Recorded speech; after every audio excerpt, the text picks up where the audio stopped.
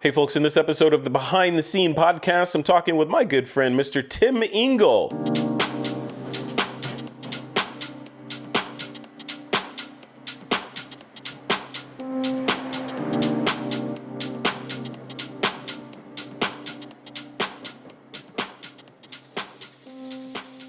Hey folks, welcome back to another episode of the Behind the Scene podcast. I am your host, Frederick Van Johnson. As I said in that little quick tease there, got a chance to sit down with my friend, Mr. Tim Engle. He's a commercial photographer up in Sacramento, California. Little quick fact, Tim was voted the best photographer in Sacramento by the Sacramento magazine. So he's a big deal. He knows his way around lighting. We're going to be talking about lighting, business, as well as artificial intelligence and how that coming world will or won't impact his world. So first of all, for folks that may not know who Tim Engle is, that are living outside of the Sacramento or wherever area, tell us about Tim Engle. What do you do? What's your cocktail party elevator pitch then when somebody says, hey, Tim, what do you do for a living? What do you tell them? I mean, I'm a commercial photographer.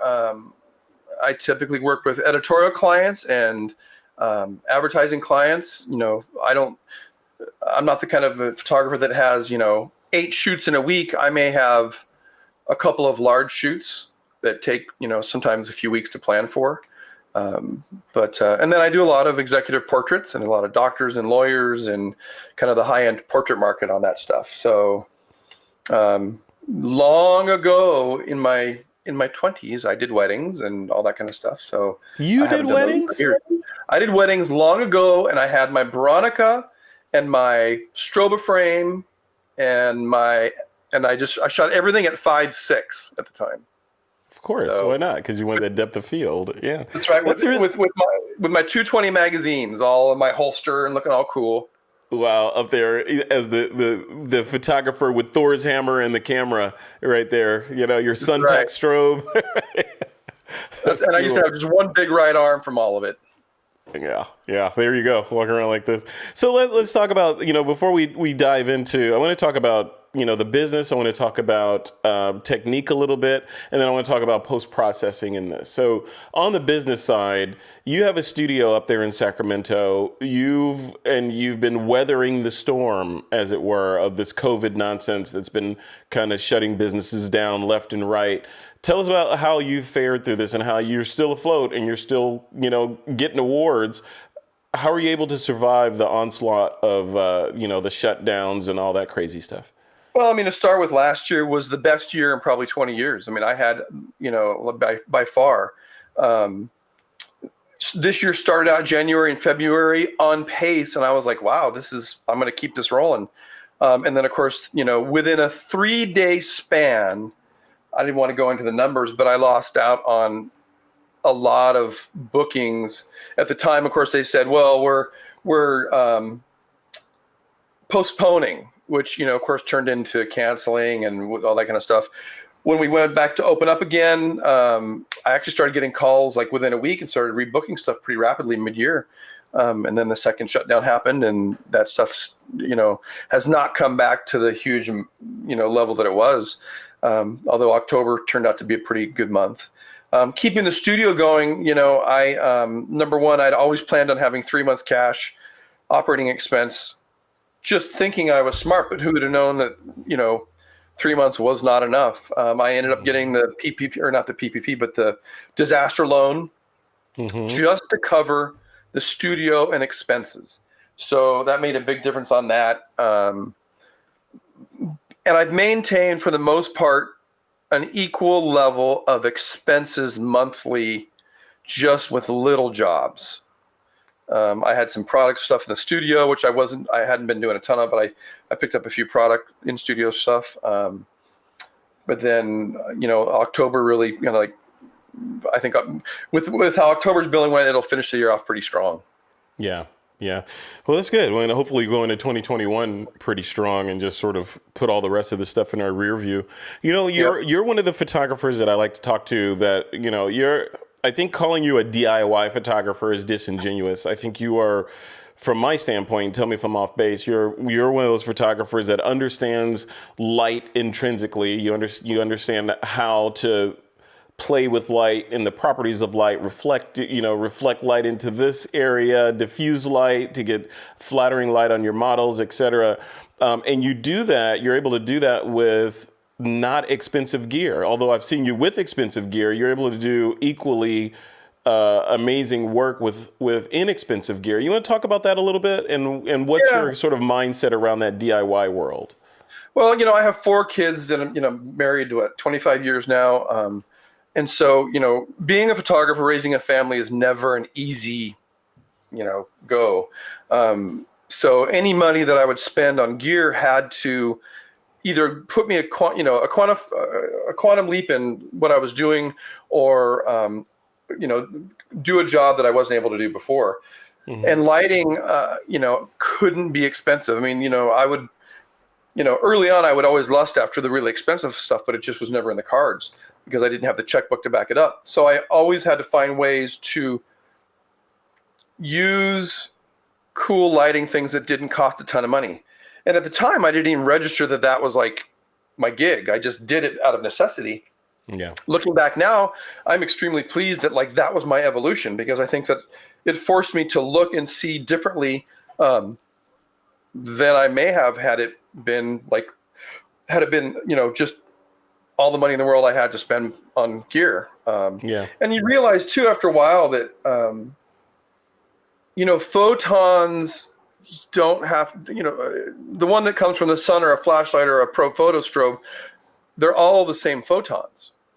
It's not like there's not gold laced photons. And so I think I started seeing, and then I'm a relentless player. I looked at light early on, I think like a lot of people do, with this total wonderment and amazement and like this, secret Egyptian hieroglyph writing stuff.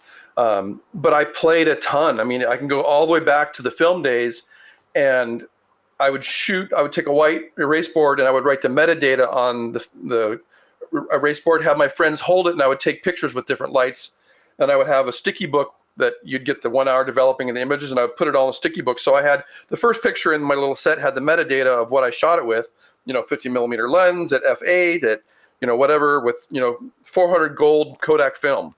So I used to keep really good records visually of that stuff. And I tested every single light I could get my hands on at the time, from, the shop lights to mag lights, which, were terrible at the time. Mm-hmm. And I continued that process, up until now. I mean, if I get a new modifier, it's me shooting it against the wall to see how the light hits, how the fall off is, how it feels at distance.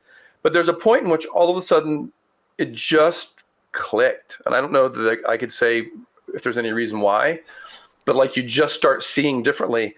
And to the point where I think it gets out of your way.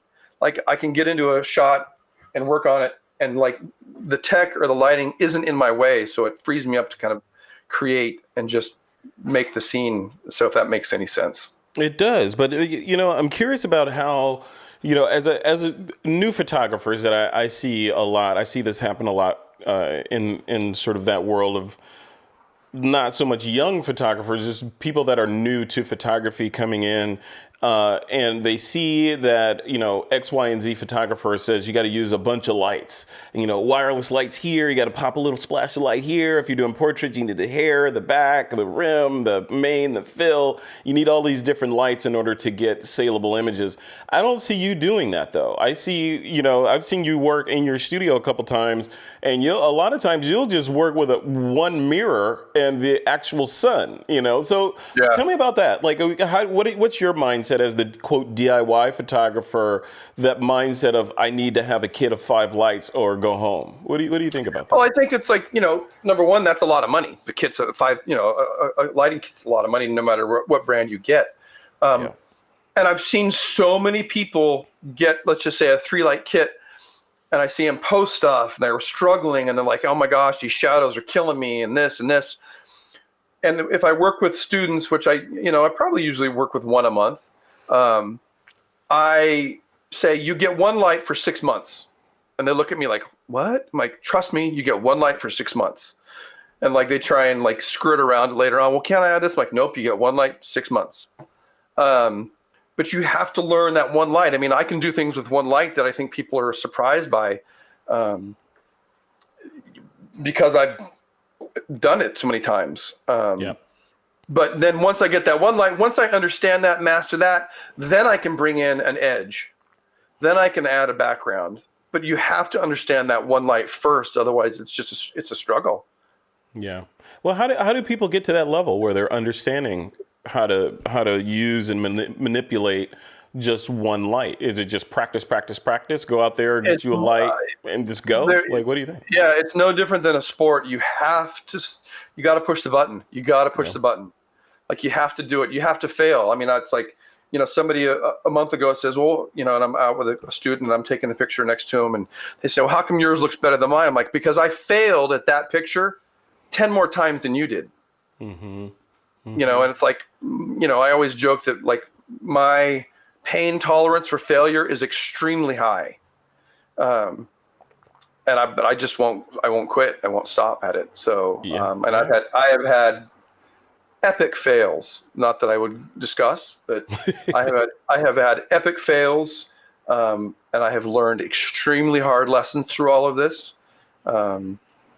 And I think that's the only way you can progress is you have to fail. You got to push the button.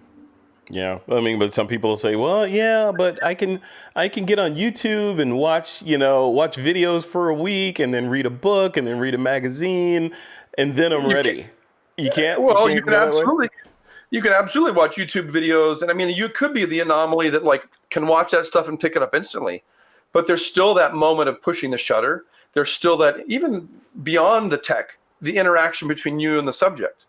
And that's a whole nother set of like points and discussions. It's like, I think for me, it's like there even went from a portrait shoot, and I call them like conversations now, because I think the same things that apply in conversation in you and I, talking and body language are the same things that apply in a good photograph, the engagement of that subject with the camera. So that's back to that. I can't get any of that stuff reading a book. I can't get any of that stuff looking at a YouTube video. I have to do it. I have to get out in front of people. If people is your game. Right. I want to segue a little bit and talk about artificial intelligence. This is a Skyloom podcast, and I know you use Luminar 4 in your workflow.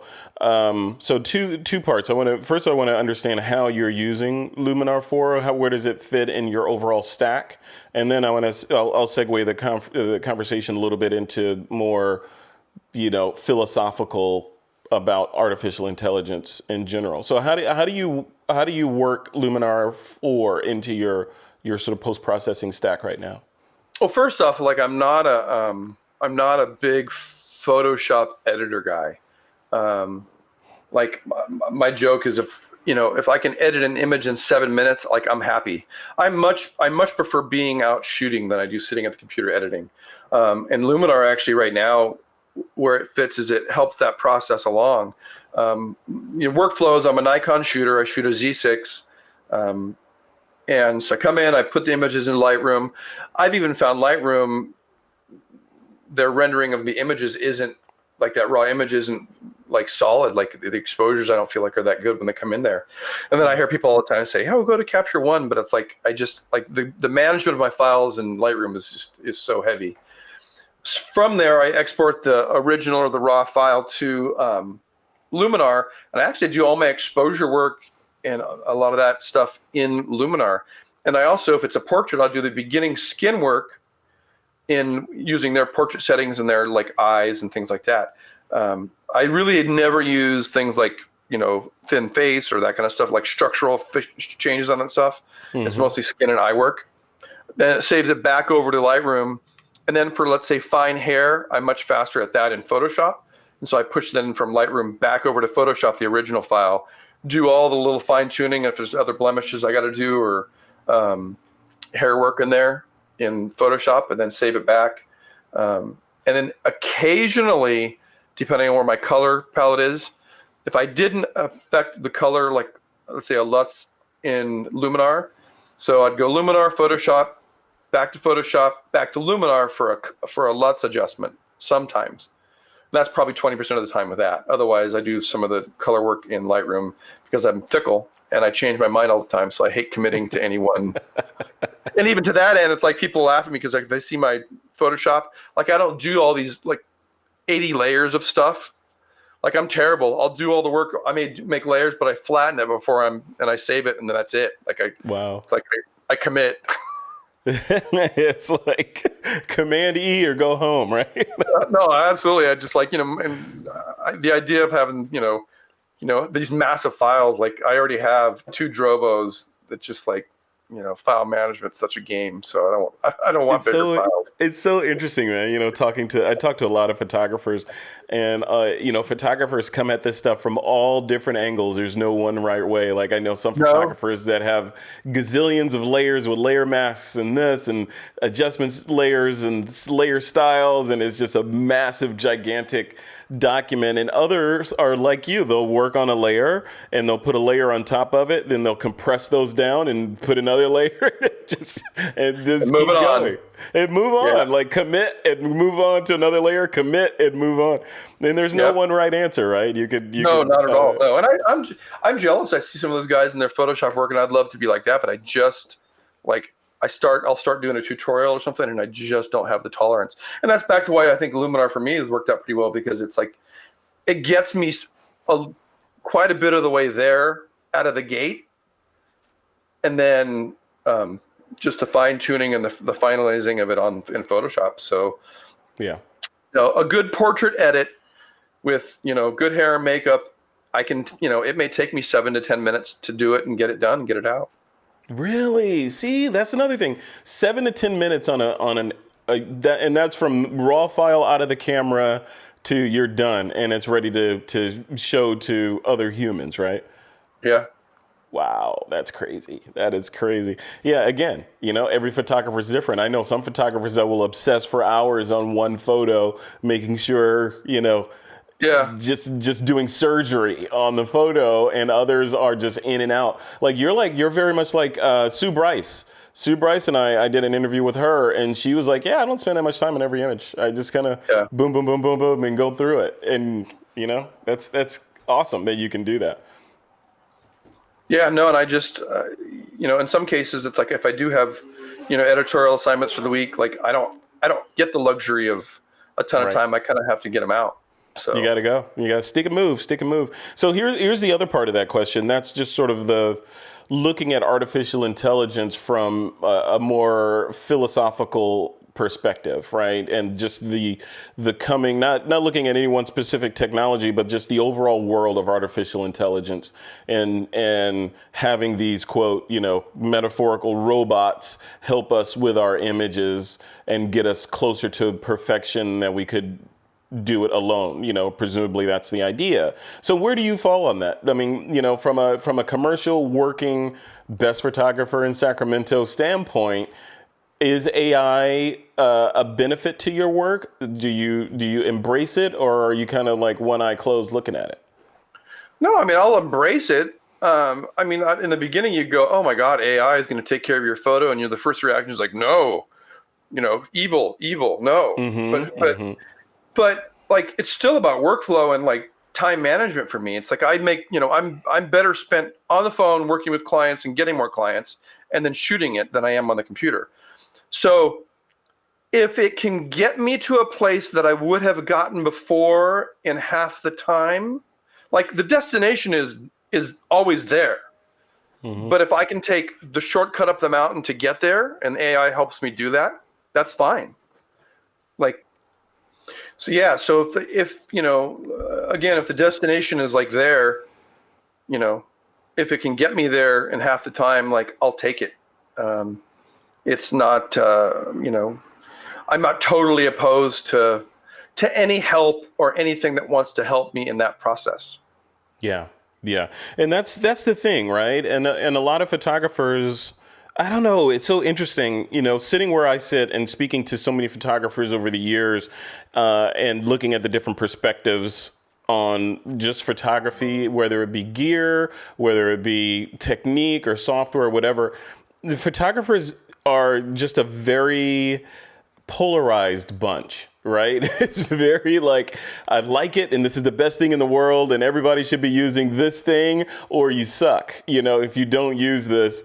Or if some new technology comes around with it they don't agree with, even if they haven't tried it yet, it's instant, demonization. And I'm seeing that with artificial intelligence, the demonization from one half and then the embrace from another half. When I look at it as, kind of like self-driving cars, right? For sure. I think it's a technology. It's that purist game of like, it's got to be on film and it's got to be in darkroom or otherwise it's not art. Don't get me started. Yeah. And it's like, again, I'm not like so opposed to anything. Like, I mean, I've shot magazine covers with my iPhone. It's like, in the end, it's like if I have a garbage image going into AI, I'm not sure AI is going to help me. Like, we still got to create a dynamic, engaging image on the front side, no matter how we play this. And if it's just, if it's doing the same things, like I say, that I would have done, opening the background up, opening shadows, crushing highlights, if I can do it in a click, that's fine. I'll take it. Yeah. Yeah. And that's the way it should be, right? It should be in service of the art, and in service of software and hardware should be in service of you, the artist, and what your final vision is. And it should help you get from point A to point B with as little friction as possible. Anything that takes that friction away, i.e. AI, then why not, right? Why flog yourself when you don't have to, right? Yeah, I mean, on the other part of it too, it's like I'm super happy in my workflow right now. Like, it's working for me, so I always go, is upgrading going to be a benefit? Like, I always stress over like, that curve of having to readjust my rhythm to it. But, we'll see. Yeah. Well, that's a good segue into sort of bringing our interview to a close. And that's the future facing wish list. Like Tim Engle, being an accomplished photographer, you've been doing this for a long time. You know your way around a camera, you know your way around software, you know your way around lighting, you know your way around, securing and working with models and makeup artists and all that stuff. In that whole constellation of stuff that I just mentioned, what do you need? Like, what does Tim Engle need to improve in order to be a better artist? Is it a better camera, better low light performance, better autofocusing speed, software with superpowered AI in it, lights that do whatever the heck you want them to do? What do you need in order to be better at what you do? I think in my list of stuff, it's like I would take, if I got a little greater tonal range out of like the sensors still. Mm-hmm. I mean, I think what are we at, about 12 stops of like, tonal range on cameras right now, depending on the camera. Yeah, I mean, what are human eyes, like 22 stops? Like, I think I would, if we get a little more tonal range, I'm happy with the low light performance. I don't shoot in low light, so it's not an area that I'm too super stressed about. I even think about, the other day I was looking at some stuff and I still have a couple of old lenses that are not autofocus. And I was thinking about what you were saying about like technology, and it's like we had that whole technology discussion when autofocus first started. Mm-hmm. Like, oh, it's pure. But so back to like the wish list, like, even improved autofocus. I think that more accuracy and speed on the gear that I use allows me to not worry about the gear that I use. Right. And even the same thing on my computer systems. It's like I'm a Mac user, and it's like I have a pretty robust Mac. It's like I still get a spinning wheel when I'm working with files, and it's like I'm still slightly faster than it is. I would love for this system to be virtually like as fast as I want it to be without me spending thousands and thousands of dollars. I'd like a surefire backup that I'd never have to stress over anything being wrecked or gone. Yeah. So yeah. Those are the things, right? Yeah, just like just refine the fundamental things of the. I want better, cheaper, world. faster. Yeah, as we all do. And it's so interesting. Like these computers today, I sound like an old man. Computers today are expensive, right? Depending on what you're buying, and phones and tablets and all that stuff are expensive. But you would think that technology would move in the same direction as it did many years ago, like when we got the laser disc, and that was ridiculously expensive, and then not. Or calculators. Right. Remember, if you're old enough to remember, calculators used to be really expensive, and then they started giving them away, right? Right, now they're in cereal boxes. Yeah, exactly. So why cameras and computers should hopefully follow that. Apple is moving, I think, in that direction with their new M1 chip that goes in everything. So hopefully we'll see a disruption in the computer industry driven by Apple as we see things kind of drop in price and a redefinition of what a computer should cost. I think that would be awesome. And I definitely think like the cameras are going to start mirroring what the iPhone does with, like, I take a picture and it's got apps that do controls and changes, and like I can get greater work from this with a third-party app. And I think cameras, that's their next, jump in stuff. Absolutely. They'll have to embrace that stuff. And again, it's like, it doesn't scare me if it's something that I would like to get to normally, and I can do it with a push of a button versus 7 minutes of work in the computer. I'm in. Yeah, I'm right behind you. My wish list, I think, if I was to ask myself that same question, would be a camera that has hopefully a 5G or something, a fast chip in it, or otherwise on the internet, a camera that is internet connected, not just Wi-Fi. It is internet connected, and a camera that has a robust app ecosystem around it. So I can sit there and I'm like, okay, I'm going to do some model photography. I want to do. I remember that shot by Tim Engle. Let me download the Tim Engle app. I'm going to do a shot like this one, and have the camera, just have you in the camera like, okay, now this is what you want to do. Make sure your shutter speed is set to this. Okay, so you want me to do it for you, Frederick? Hit this button and I'll set your camera up for you. Yeah, if it's the Tim Engle app, you get a bunch of pictures of your feet, though. Yeah, well, there you go. There you go. Well, I think, and we're going to see a time now. So it's like, and we've had this discussion before, it's like, if film photography had never existed, like, what would the form factor be? And I think we're starting to see that shift to where that form factor would have been. Yeah. Yep. Yeah, exactly. This stuff. Yep. Very good. Very well put. Yeah, it's so interesting. Speaking of technology and speaking of the way things should be, I'm playing with a new application for editing podcast audio called Descript.